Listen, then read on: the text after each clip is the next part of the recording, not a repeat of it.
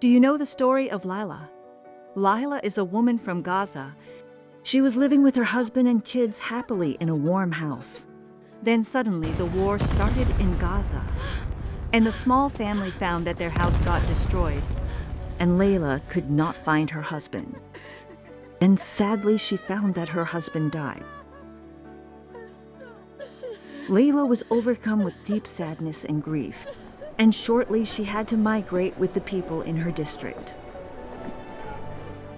Then she was able to find a tent to stay in with her kids. But she was then so concerned that her kid got injured, so she took him to the hospital, where she found miserable people's situations there, and a large crowd as it was the only working hospital, and a shocking lack of supplies, that her kid had to make the surgery without anesthetic, with an extremely horrible pain. When Layla went back, she found her kids crying from hunger. She found out free food being distributed, so she ran to catch them. She stood in the crowd for 6 hours, but sadly, she could not get her plate filled. Then Layla found a large crowd running towards a box of aids being thrown from a helicopter in the air. She tried to enter the crowd hoping to get some food, but sadly she couldn't. Layla felt heartbroken for her hungry kids and decided to get food for them from the garbage. And the poor children ate the musty food from hunger.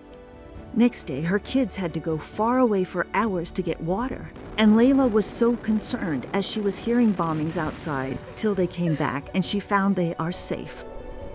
When winter came, the suffering got double, and tents were very fragile to hold back the cold, wind, and rain away from the poor family. They were freezing and suffering every day that all their clothes are always wet, and they had nothing dry to cover their bodies in that cold, which led her boy's injury to get worse, and Layla had no money to buy his medication. So her 2 kids decided to go to find work to buy medicine for their brother.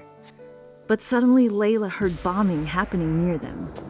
She ran quickly till she saw her daughter running alone to her while screaming and holding her brother's shoe, and Layla knew that sadly her son died in the bombing.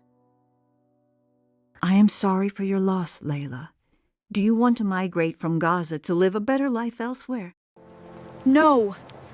I will never leave my land under any circumstances. I would rather die here. It is unfair that our children have been living in fears and suffering for tens of years, while all other kids around the world are enjoying their lives. We need an end to these fears and suffering. And don't tell us to leave our lands, as this is unfair.